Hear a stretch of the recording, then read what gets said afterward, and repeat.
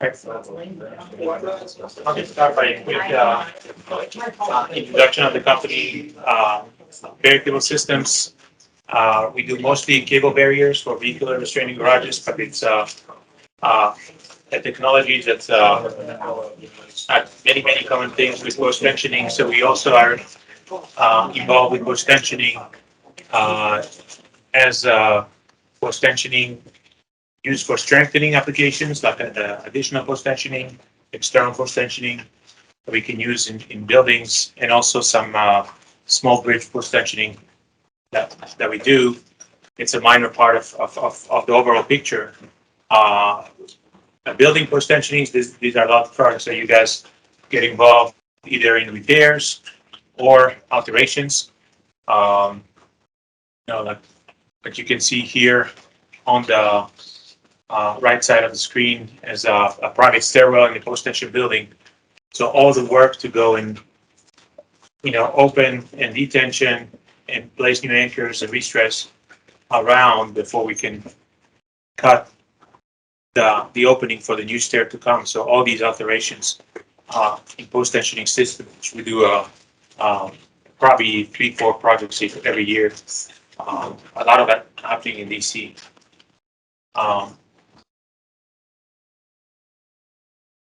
Now coming to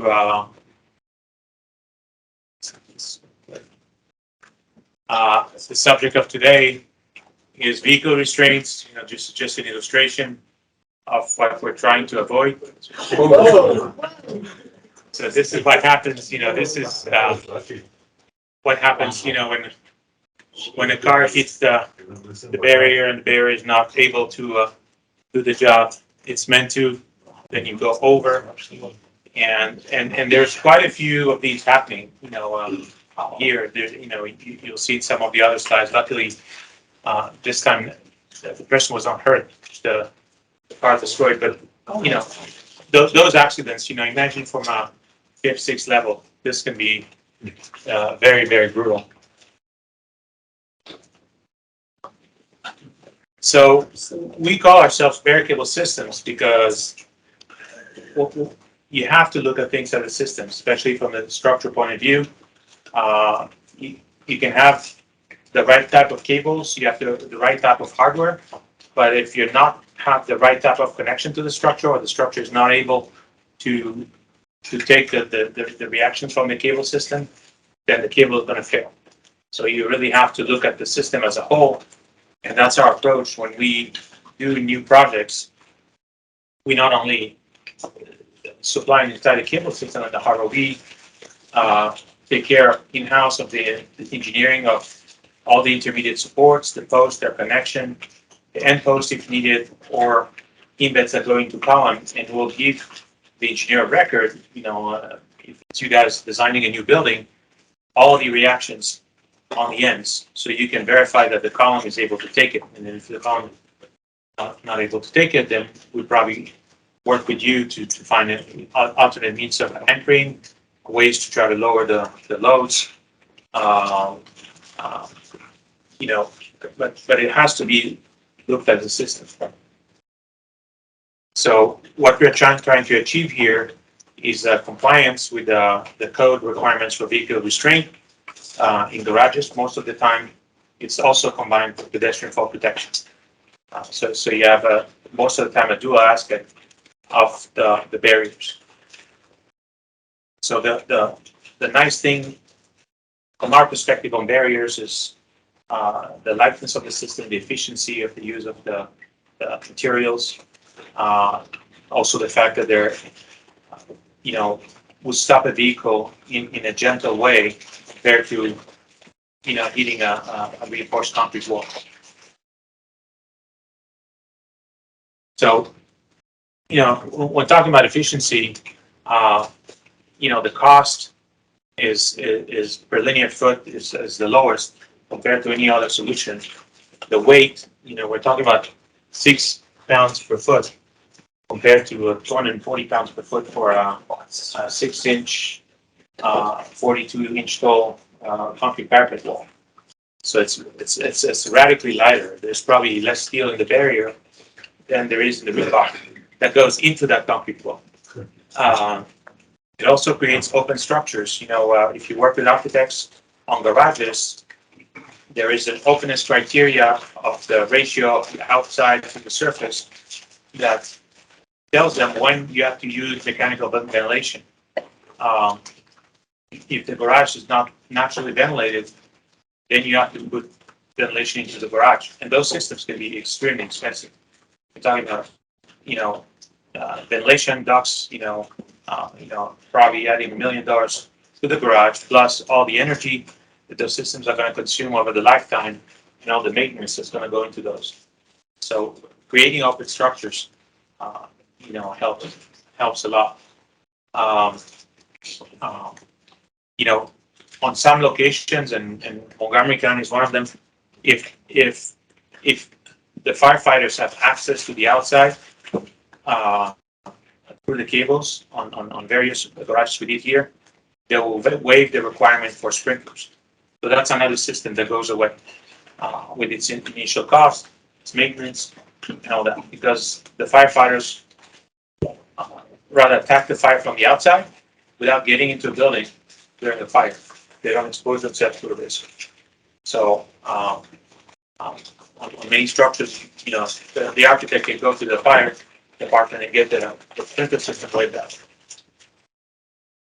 And these days, everyone talk about green buildings and carbon footprint, just because of the lightness and the efficiency of use of the materials.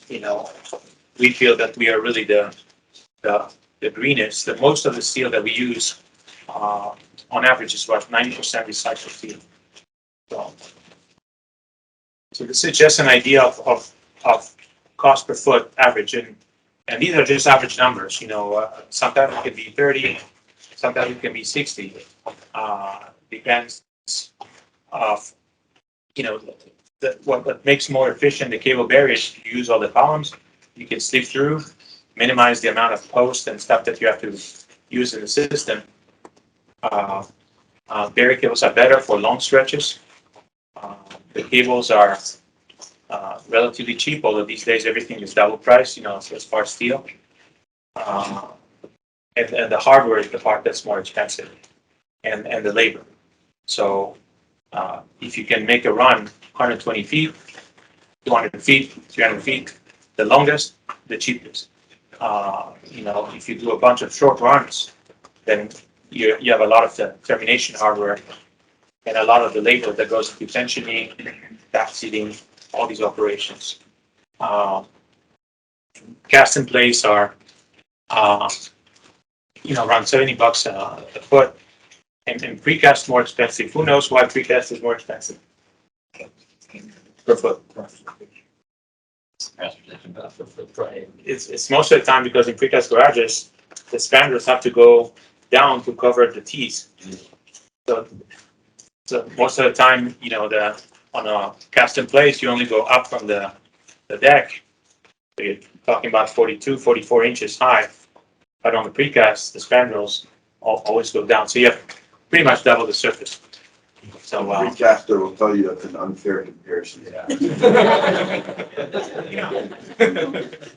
We work a lot with recasters. We work a lot with Chucky, Metromont, all these guys we work a lot with. Of course, if they do cables and they do spandrels, they try to put their plans to work. But the way we go to them is it's a selling point, because if they make a garage with spandrels everywhere and they force the client to buy a ventilation system, have more and more bigger foundations, things like this, then they end up losing the project to someone else. So that's what you tell them. You can combine cables and spandrels in a smart way where you can, remove the ventilation from the project, and you can go to your client and say, okay, here's my price, but with my design, you are taking $1 million off because you're taking your ventilation systems out of the garage. So we're trying to show them all the indirect benefits. Like this here, this question for you guys. Assuming that this is 250 by 250 in the perimeter, how much weight we're saving on the building on 4 levels. That's eating. It's 472 tons. You know, so you have a 1,000 linear foot around times 4 times 236, which is the differential weight. So the weight saving is significant. You know, it could be also, you know, less reactions going down the building. You know, smaller footers, maybe getting you not having to go into deep foundations if the soil was not good. Can I ask you a question Yeah. on the picture? Yeah. Before? A lot of times I have seen during the discussions with the architects and owners that in this kind of configuration outside of the building, I guess there's a code provision in some jurisdictions that the lights of the cars cannot go outside and bother people. Yeah. So that kind of sometimes eliminated the cable. It doesn't eliminate the cable. They use louvers in those cases. Yeah, they use some additional lure. Yeah. We have cost-effective solutions of screening the lights. That was something like you can attach to the cables that can. You know, we can eliminate attach that panels, problem. with the cables. Do you offer that as a solution? You know, we looked into it. We never got to do a project. You know, they went into a louver system instead. But we had those questions a few times. Because yes, your solution is they immediately come out with a lure solution, but lure is also a lot of expense. Yeah. Putting on the. Yeah. Something cost-effective that might come from you that's attached to your cables might be a very attractive solution. Yeah. We have options with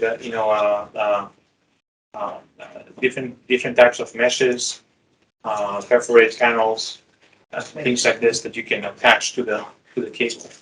And if you go to the daily garages at Dulles Airport, they have something like this. This is not our project, but this was there. I think this was here since I ever got here. This area, it's been a while. But they have perforated metal panels are mounted on the cable, clipped on the cable, and doing this blocking function. But yes, I'm aware of that. We have a project in Nashville that the cables are taking care of the vehicular aspect, and the screen wall is providing pedestrian fall protection. So it's a combination of the two. Yeah. In addition to that, a lot of times, the aesthetic of that isn't a good finished product for the more urban or suburban garages. But there's always usually some kind of cladding anyways to take care of that. So that's where the precaster will tell you, hey, mine does it all. Yeah, this one is here. This one is in Rockville. So, and this one doesn't have anything. This is on Park Lawn Drive.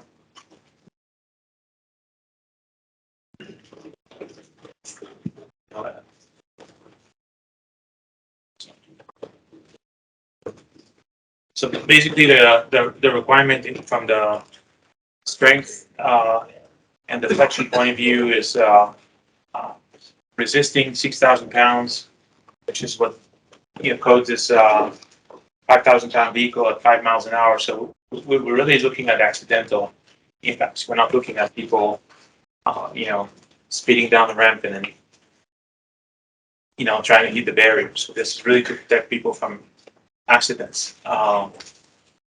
And we need to achieve an arrest of the vehicle within 18 inches. Those 18 inches is a model for the distance from the wheel axle to the front of the bumper. So you don't want the front wheel to depart from the deck. And that's why and this is not in the IBC, this is in the Post-Tension Institute guidelines for vehicle systems. So that load is applied to a 12 by 12 footprint, typically heating 3 cables. In some systems where, like precast garages where the openings are a lot smaller, we can achieve arrest of the vehicle with 2 cables or even 1 cable. because the opening between the precast panels is small. But all this is part of the design process. So, like we said, when you saw the car falling, this is really important. It's sometimes problems never happen, but it's like in insurance. When problems happen, they can be bad. So, whenever you design a structure, or whenever you inspect a structure, for those who do a lot of restoration work, rehabilitation work, when you see something that doesn't look safe, I think you need to talk to the owner and tell them, you might want to look into it. Small things can be big. There's a project in Alexandria, almost one of the first projects I did when I came to this area. I grew up in France.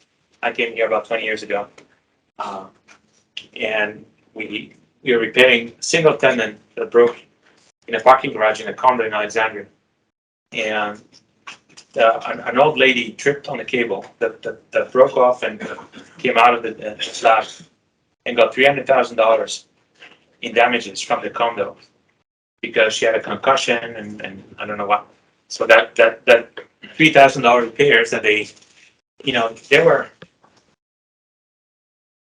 were sued for negligence because that tenon was broke and it was there for weeks and weeks in the garage, and it was not too far from the stairwell. So that lady on an evening when the light was not very good just tripped on it and fell with the face first. So sometimes little things can become really big when you have an accident. So the code, the IBC, tells you that for vehicle restraint, you have to consider the impacts of 18 and 27 inches height.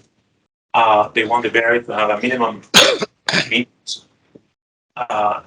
So this means that typically you can achieve the pure vehicle side of the code only with 6 cables. We most typically do 11 cables because we have the pedestrian criteria also, and the pedestrian criteria want you to be no less than 42 inches tall, no more than 4 inches opening like a sphere that might be able to cross from 0 to 36 inches, and then they allow you 4 3/8, and those numbers change in 2015. Now from 36 to 42, but we typically go with 11 cables at 4 inches. That's the standard system for both. And there's a criteria for sag limitation to make sure that the cables look straight, they feel stiff, and they keep the geometry of that space to comply with the code. So field installation. This is just really quickly. I want to explain you what's really the most important thing that we're going to be talking today.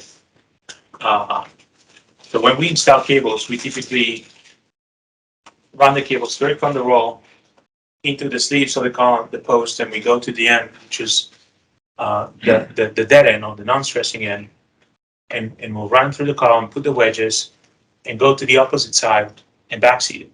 And that's the key difference between barrier cables and post-tensioning. Post-tensioning, you're stressing the cables at 33 kips. There's enough force in the cable to draw the wedge in and bite the metal in a way that's going to be permanent.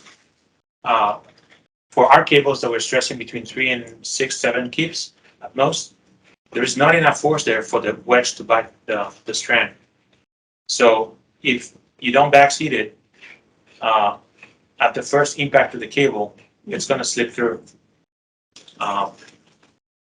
So the second operation is going and tensioning the cable, and then once the cable is tensioned, you go and you backseat the live end. And these are the marks that you want to see on both ends of the cable every time. This is the grip mark of the jack. This is the this tells you that the wedges are locked in place. And, you know, when we backseat 25, 30 kips, means you that the grip is gonna be permanent. It's not gonna come loose alone. A lot of times in garages where you see, especially the 80s and 90s, they put a lot of plastic coated, polyethylene coated strand. They never backseated those, and because they didn't want to have to remove the sheeting on the side to do the backseating. So they were installed, and then people asked what, they're coming out the column on their own, and just because there's no backseating. And then if there is an impact to the cable, it's just going to slip through. The way a wedge works is like the same way the screw works. It generates its own thread by biting the metal. Yes, he has a question. John raised his hand. Sorry. Oh, okay, sorry. Yeah. Good question. I think I had a miscommunication with an engineer previously, and my understanding was that the process of stressing it would impose a net force to the column or whatever support that we have to design for that. But it looks like in that image, I mean, you're just, squeezing the column. Yeah. There's no shears and moments, but Yeah. is there any other method to backseat it that we wouldn't have to worry about the column being designed for those forces? I guess if you backseat it at a middle column or something. Now, you're doing it from the same column that you stress, so it's always like an internal squeeze. Great. So that would never be like a design criteria that we would ever have to. The permanent force in the cable will load the column in one way or another, but the backseat not.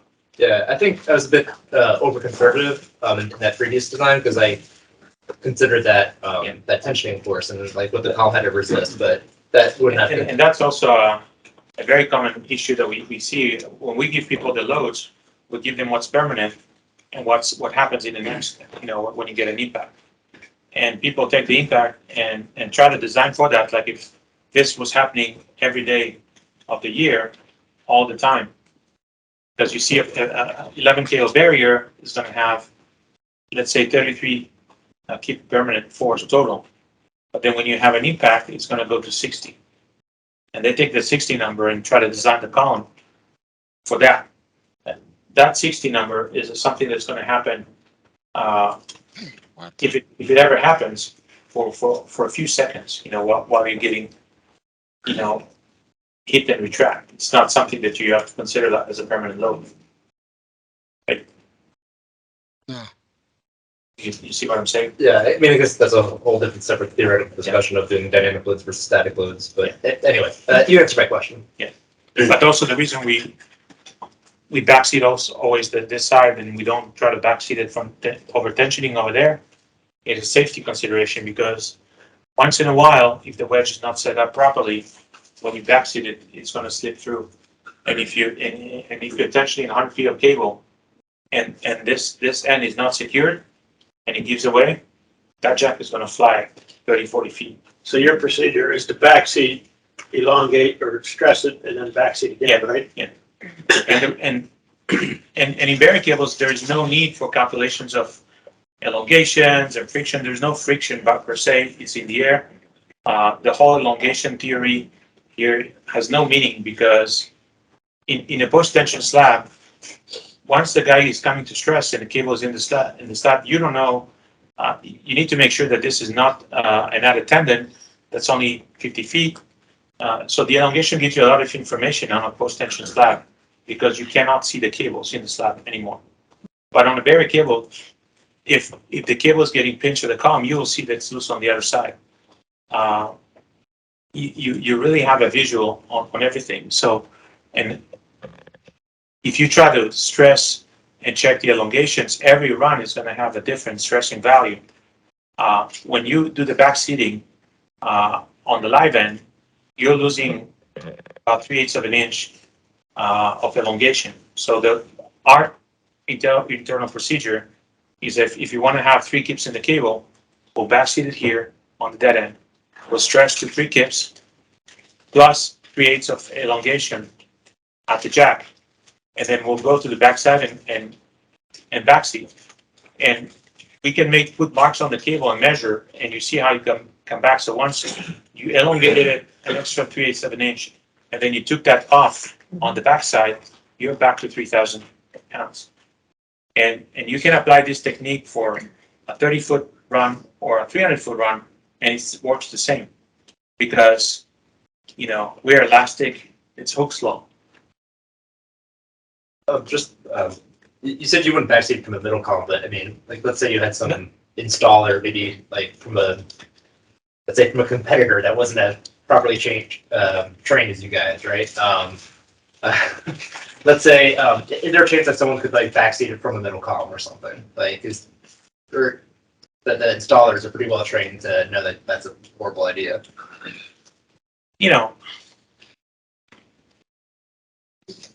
Okay. I can tell you that sometimes when you are asked to inspect, buildings, and there was a building that in Baltimore that we were asked to modify a system that existed. And I can swear that the cables were tensioned to 33 kids. When I went to look at this thing, those things were super, super tight. And sometimes if the guys that do post tensioning come and do bare cables and don't understand the difference, then, you can have problems. You can break a column sideways, luckily that this building had 6x6 columns. This was in the garage on the ground, had massive columns and it didn't suffer, but,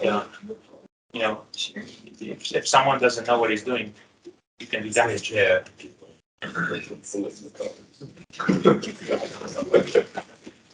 So the last step is patching off the buckets. It's pretty common. In this sequence, I'm just going to show you different types of application. Anyone recognize this? Yeah.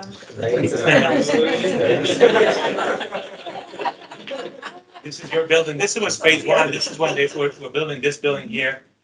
They told us, can you come put a cable barrier just for a year, because they were supposed to build the entire development.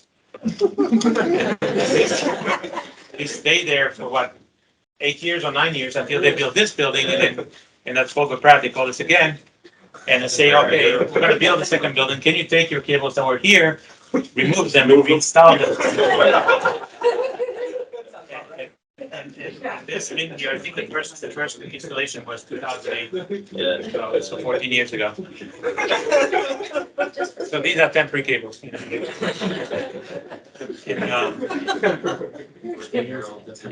And also we have the same strategy a few times on precast garages where they build them in phases, like Don Lottering garage in where the metro is. They have to build phase one and then take the rest of the parking lot that was there and move those cars into the new garage and then build phase two. And what the engineer put on the drawings is that they put Jersey barriers, a temporary barrier, on the side of the building, because the two phases were supposed to tie. That one is a precast garage from high concrete, but when high concrete built the garage, it was time to put those barriers to switch the traffic. They realized that there was not the double T's couldn't take those barriers. The Jersey barriers are heavy, so that's when they went for an alternate solution, and then we designed this temporary system, just a bolt-on system, with only the vehicular cables, and they use a fence on the backside to take care of the pedestrian or protection. So this was installed so we can, transfer the traffic from the parking lot into the garage, build second phase, and then they call us to take it down. And we've done this, quite a few times. The difference between temporary and permanent, just kind of finish on the steel, galvanization, and tolerance? What is really the difference between a temporary and a permanent cable system like this? From our point is there's no difference, because legally, if someone hits it Right. and get injured, we're gonna have trouble.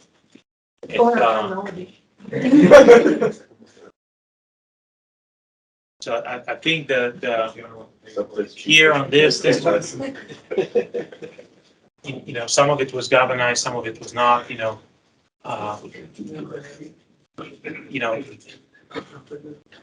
luckily that when we did this building, we galvanized it, we try to hot deep galvanize everything. We don't like field welding, because of the quality, issues, and also, when you weld these posts, on the base, you're removing the hot deep galvanized to weld it, and then you're spraying it. And then you have the weakest point of your corrosion protection right at the point where the trouble is, because that's where the water is. So as much as we can, we try to design bolt-on systems where everything is hot deep galvanized and there's no damage to the galvanizing, the zinc. So to us, systematically, we try to hot deep galvanize everything. From time to time, we'll have a client that's going to want to paint it on top, We do combinations of chain link fence and cables. So a lot of the precast garages where the openings are not big enough for a vehicle to go through, the light wall is going to be your vehicle restraint system, and the cable system with the fence is going to be your pedestrian system. But sometimes you can do, this is the Reston Metro Center, and Fairfax County there wanted an anti-climb system. So there's 7 cables and chain link fence. So you have a cable on top, bottom, and 5 cables at the impact zone, to take care of the vehicle impact. So, Is there a reason why you had 5 instead of 3 for that? In reality, if you didn't have the fence, you would need 6. But with the fence, we can arrange the cable in a better position and only use 5. But you have an impact at 18 and at 27. So you really have to cover from 12 to 33 area. And we can play with those numbers. And like I said, in some garages where the openings are shorter, you can take the hit on 2 cables or 1 cables even sometimes if it's really short. Like in something like this. But here there was only a pedestrian fall protection criteria. There was no requirement for vehicular. So in this picture, there's 2 cables and a chain. Here 3 cables. There's top, bottom, On the top one. top, bottom, and middle. Yeah.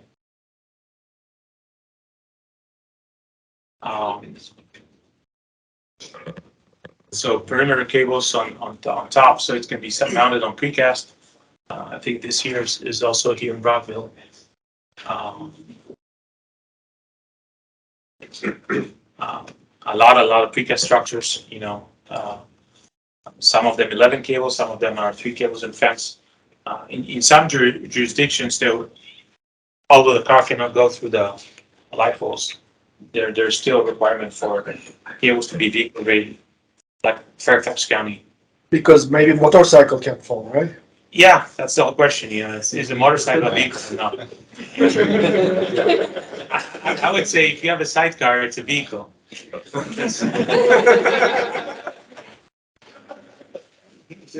I ride a bike. He's I a don't want to biker, be so. going over the fence. Chain fence and rest of it. And also added to existing buildings. So sometimes buildings are built with steel block walls, and they find out. This case here was in Boston, where at the final inspection, the inspector that showed up asked them if the CMU block was rated for impact, and it was not. So we had to design and install really quickly. A retrofit system that can mount it to it to provide the vehicle impact, because they couldn't justify the CMU for that. And it's exactly the same case for this garage here, and this is in Virginia Beach, where the building was finished at the final inspection. Someone they got a new inspector and he picked it up that there was no vehicle restraint in there, so we had really to scramble to get it done, did it on the existing building because they wouldn't get occupancy permit, so they had all the apartments Glass ready. railing there, what is this, glass railing, that's all they had there? Yes. Sorry they got that far, but that's what we And Really do. And this one here is also here in Rockville. This is, so it's a CMU parapet. It's a one-level precast deck. And they had two incidents where a car broke through the barrier. The first time they patched it. And the second time, a lady, you don't see this side of the building. The windows are bigger. She hit the barrier really at high speed, and she went across the 10 foot between the two buildings, ended up in the window. And there were pictures, I don't have the photos of the newspapers of the car wedged into the building. So since it was the second time, they had us design it.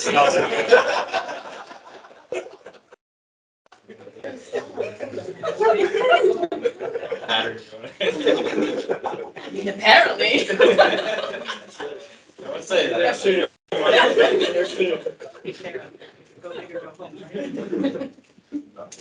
It's very easy to pick up more than 5 miles an hour. But from working on the systems, I'm sure that when something is really well designed and well built, it can probably take 5 times the beating, because we're only relying on 3 cables of arrest on the arrest, and there's so much reserves in the system. But He's in trouble if he's riding a motorcycle and hits one of those anyways. Right over. But the code doesn't say for motorcycles, it's only say vehicles and passenger vehicles, so motorcycles are allowed. So coming They back don't to care our about us. to our precast friends, this is what we do a lot these days, is, convince them to lower the spandrel so they can comply with the natural ventilation criteria, and use cable on top of the spandrel to complete the barrier. And that's a lot more cost effective than having metal rails fabricated, welded, installed. So 2 cables, 3 cables, we're doing a lot of those. It's, I have a question. yeah. So I've gotten asked, and we've had barrier cables around like an elevated parking garage where there is that second screen outside to make it look Yeah. kind of prettier to cover it up. Yeah. And I've been asked about deflection, and it's like, okay, it's gonna protect the car, but like if I come and hit it and these barrier cables are allowed to give in order to give Yeah. that protection, it's gonna come and damage my facade. Yeah. So, like, I've been asked very specifically, well, like, what deflection is it need to be designed to? Or can we limit them to a more stringent deflection so that we don't damage our facade? Is that like, what kind of language would you want to see in something like that? Or is there like some deflection that if we said, okay, it can only deflect like 3 inches, or you're like, oh my gosh, we can't design for that because that's ridiculous. It's just tight. Realistically, I think the minimum we can design is, we have a case right now in Nashville, Tennessee, where they want us to limit it to 5.5 inches. It just requires a lot of intermediate supports Right. to do that. The code doesn't require you to protect anything but the humans. Right, So it's life safety. I know, so if the architect's coming back, like you're talking to them about like, hey, but we're gonna use barrier cables, and they're like, well, I don't wanna damage my facade, so they're like, The response to that is if that one accident happens every 10 years, yeah. you replace that panel that Yeah. costs $30,000-$40,000 bucks. But what if that Rather hits than somebody? add the 6-figure, Yeah. cost upfront. Yeah. on Yeah, the barrier. this condition is not a service condition. It's not service, it's an extreme It's a condition. life safety. Yeah, right. So you don't design for this deflection as a service, like, I don't wanna damage my That's not a relevant, criteria. But what if the concern is like the CMU wall would go over the edge and? That's a concern. Yeah, because like if you hit a facade that then damages that, then hits somebody. That's a concern, with some, especially some of the older precast garages. I'm sure you guys saw that the old garages have precast spandrels and they only flip with two angles. Those things are ready to go even without an impact, so. Unfortunately, I did a project like this back in 2006 or 7 in Roanoke. Was a city garage where a precast spandrel, custom place building, precast spandrel, those angles were not well welded and were rusty. And a panel fell down and killed a lady on the sidewalk. I can't believe you almost. So they closed the garage, they realized how bad it is, so they removed all the precast. And we went in and designed and installed a cable system for them. And they then, refitted the new precast, the spandrels, but that's a concern. If you have something heavy that can fall down and make damage down, that's a. So what is like a realistic, like if you're being asked that and they get concerned, like what is a realistic space? Yeah, between the facade and your barrier cables. Yeah.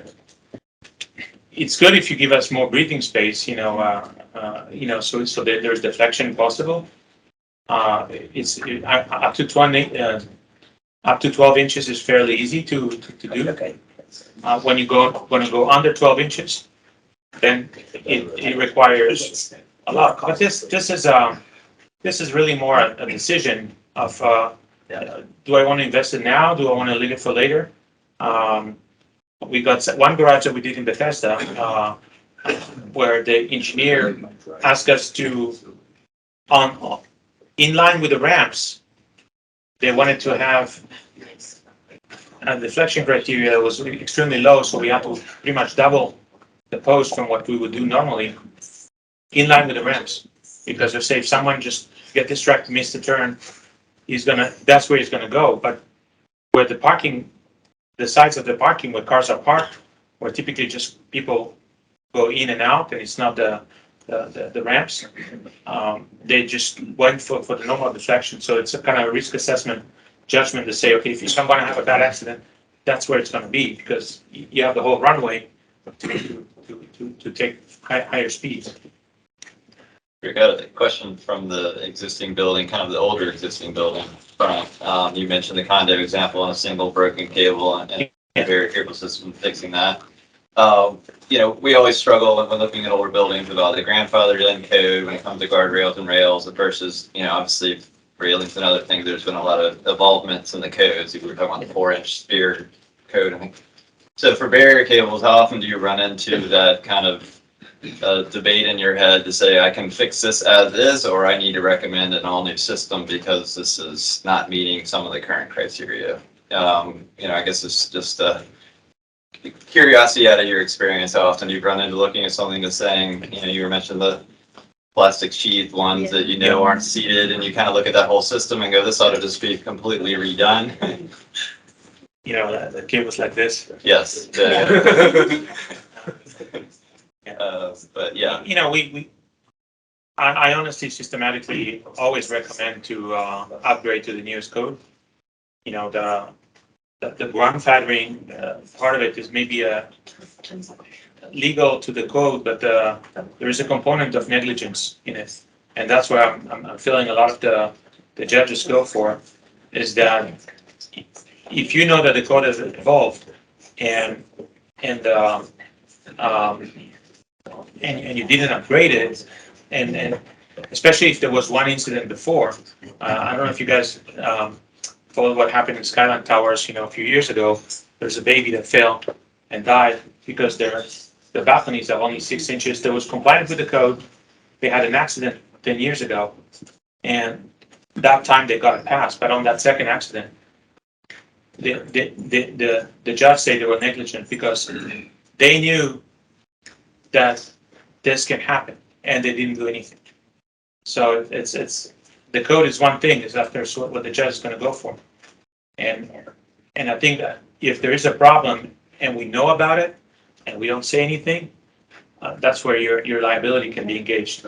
So I think as my obligation, what I feel is I'm obligated to tell him, you should do this.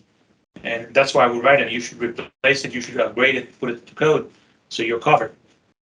But sometimes they'll come back and say, no, just replace the broken cables. We'll do it because it's better than nothing, but it's not something that we would recommend. So in your experience in 1980s precast garage, for example, when you look at that barrier cable system, how much would you say has changed on the criteria for barrier cable systems at that time versus now, where you think there's a need to do that upgrade versus it's pretty much not changed that much? I guess that's. No, it changed a lot in the sense that today you have to add a 1.6 load factor on the cables, where back then they were designing it for 6,000 pounds with no load factor. Right. So we're asking for a lot more strength, and also the back then the spacing could be up to 6 inches, and now we're down to 4 inches. So so they have less cables to take the impact. Stuff in that So if you try to reanalyze a lot of those garages, you'll find that they cannot comply. Sorry to interrupt. What's the top criteria? Is that for a larger vehicle? You said like, what was it, 18? 18. It used to be only 18, but I think it's in 2003 or 2009 they introduced the 27 impact. For just a larger? Yeah, because the SUV, started, a lot of the cars started to get higher and hit the barriers higher. So that's when the IBC changed for the second impact.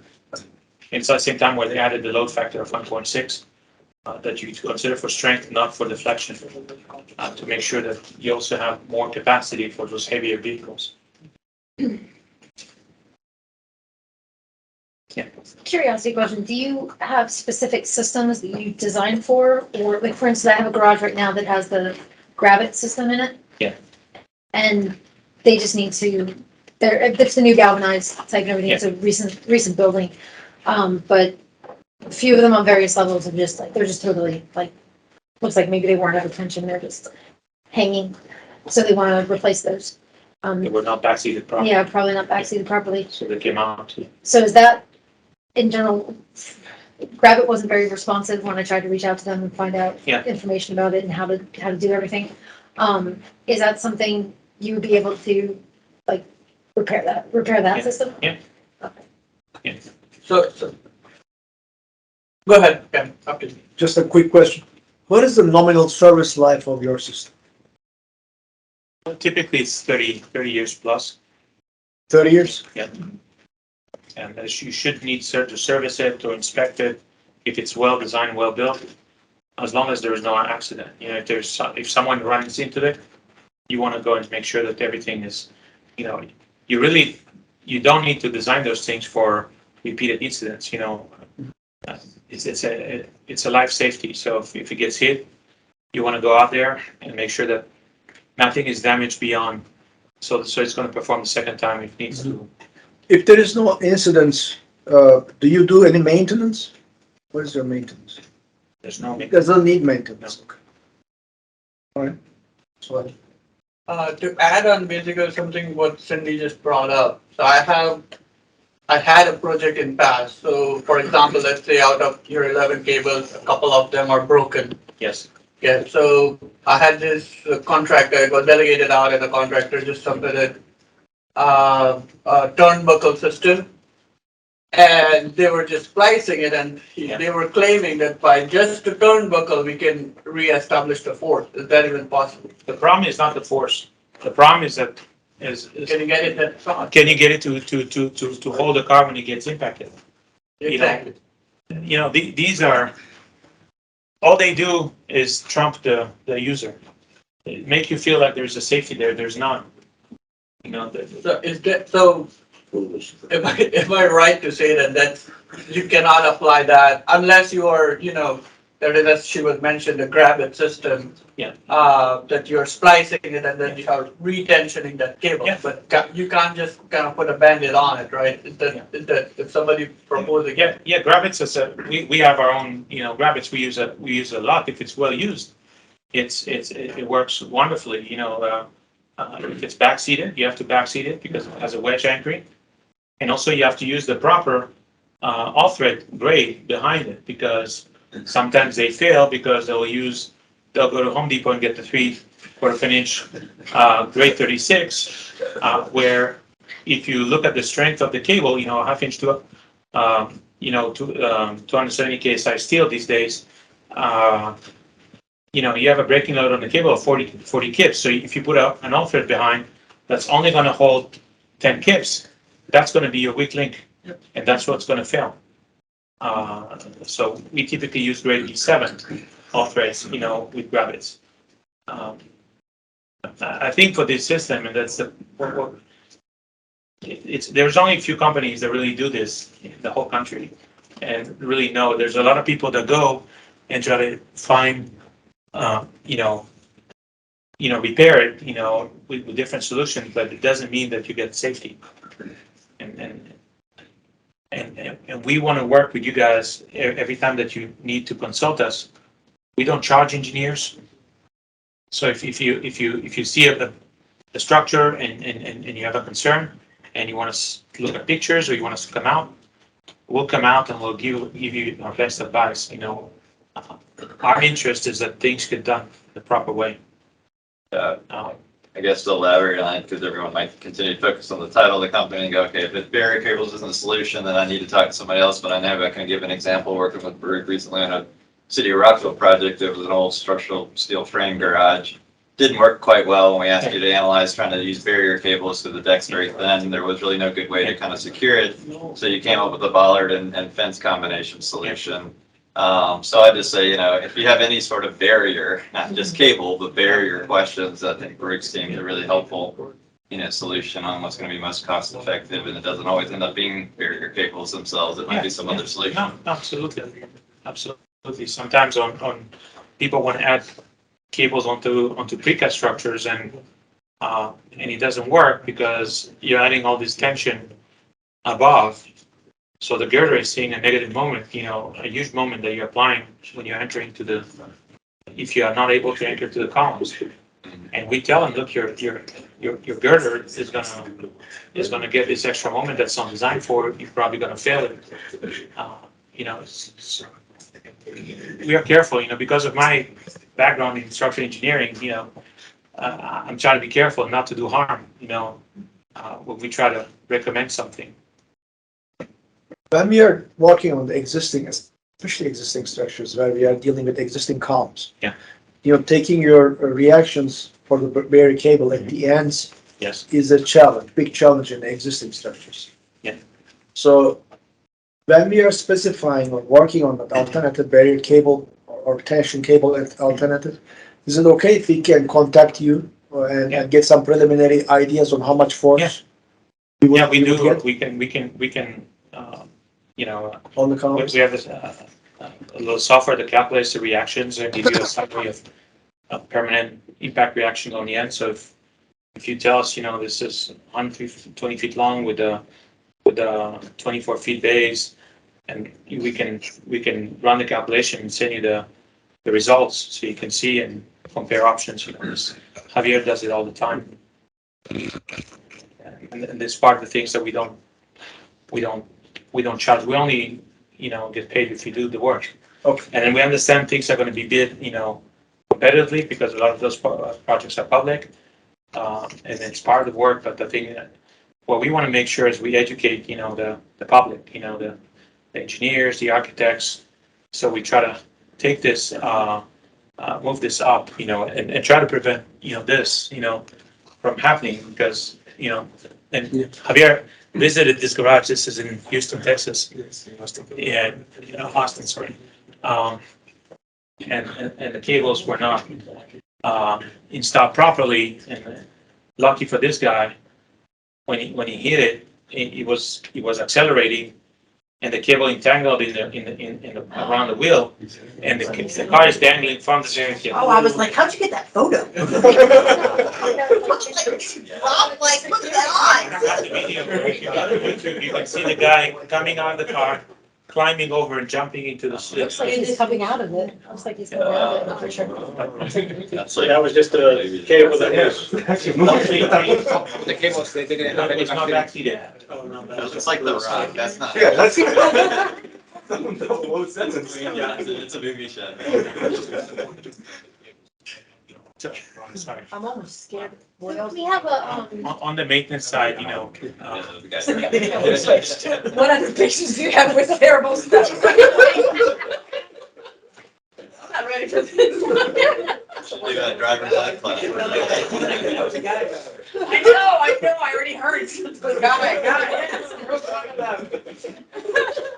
yes. On the maintenance side, a lot of times when you see the plastic coated cables that look like this, 10 to 15 years after, because the plastic sheeting is really a very, very bad solution for corrosion. We typically replace them by new, galvanized completely. Very rarely clients want us just to splice them, and we only do it if the cable, we feel it's the right nature of cable, but it's not pretty. Yeah. And a lot of times it's almost as easy to replace the cable entirely. You ever have anybody request stainless? Some people request, there's one manufacturer now that have stainless. It's really, really expensive. But there's no hardware that's stainless. And that's where you get a problem where at the anchors, everything is zinc plated carbon steel, and you have corrosion issues because of the bimetal reaction that's created. So there is a, Especially hot dip galvanized for. yeah, I think for the kind of lifespan you're getting, the initial investment to have everything stainless is not worth it. It's more than double the cost. Can you describe the back seating process on these gravity operations? So you'll place the jack on that side on the cable, and you'll backseat. So that the nose of the jack is going to push against the barrel and force the wedge to bite on that side, and then you'll backseat it on the other side. Same way. And these are, male and female gravits that you can tension just by torquing. So if you were to retension this you can tension manually. But you want to do the back seating first to make sure you locked it in the end.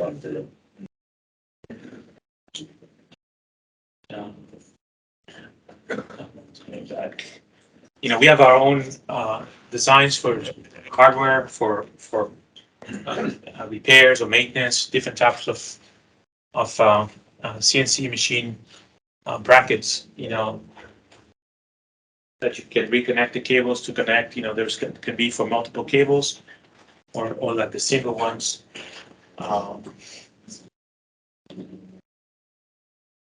And these are the cases where you can't get to the back of the car because there's a stairwell behind, or it's at the corner of the building, and you have a panel, something to prevent it. It's going to be extremely expensive to try to go to the backside to replace the cable and replace the anchor.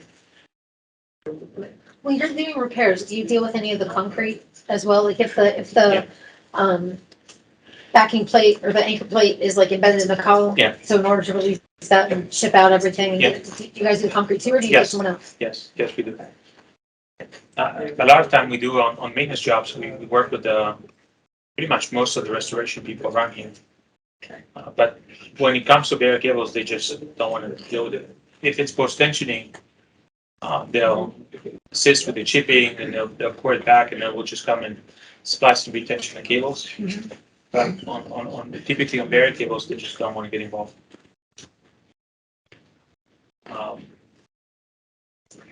We do have an equipment to do field testing with, very rare, but we use it a lot in our shop to test, post designs and things like this, try to make it lighter.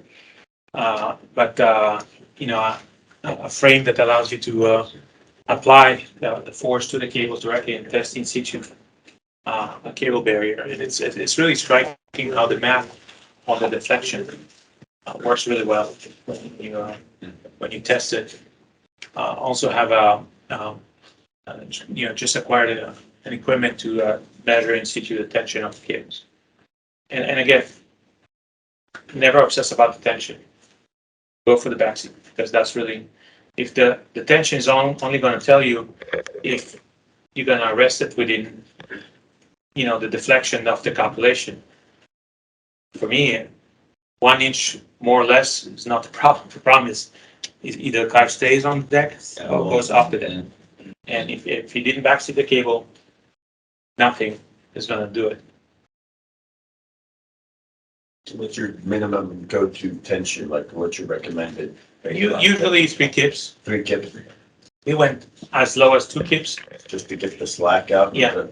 The problem with going to the very lowest tension is that, especially when you're exposed to sunlight, there's variations. So the thermal variation. So in the morning, the sun is going to come and hit the cables, and they're going to warm really quickly because they're exposed and they're very small mass, so it's very small thermal capacity. So they'll get up in temperature, and they're going to lose some of the tension in the morning. And the building has so much mass that it's going to take him most of the day to follow up. The good thing, steel and concrete have the very, very similar coefficients for thermal, but they're not in the same phase. And that's why we don't want to go too low on the tension, because then you can have these variations where the cable feel like it's becoming slack. On the other hand, if you stress it permanently after that is like to 5,000, like each of them, and if you have 11 of them, so you are putting 55 kips to the car. That's a lot, yeah. That's why we try not to. Most of the time we try to stick with 3. Depending on the makeup of the building, some buildings have massive columns, and for buildings, like the one at John Hopkins, they have like a 6 by 4 or something like this columns. They're massive. It wouldn't make a difference. But most buildings, especially when you go up north, everything is steel. Yes. On steel buildings are very, very sensitive to these loads. Of course, Concrete is concrete is something else, but steel, if you have a steel column, if you put even 33 kips, 3 kips per cable, that's, putting a steel column, 33 kips is enormous. So you usually put knee braces What? on them like you did? Yes. So sometimes, when it needs, you can add a kicker to the Just add to the a kicker column. along the length of the to cable. brace it, to the There is no other way a steel column can resist 33 kips. No, because you beef it up on this. A lot of the steel buildings also have they're concrete encased, especially in the garage, Garages, yeah. Yeah. up to 48 inches, and that concrete encasement, if you put some rebar in it, just beef up the bottom section, allows you to take that load. Because they will fireproof the top, but they're encasing concrete at the bottom, because otherwise the car will scrape the fireproofing, or it's going to get wet and fall off. So that concrete encasement helps.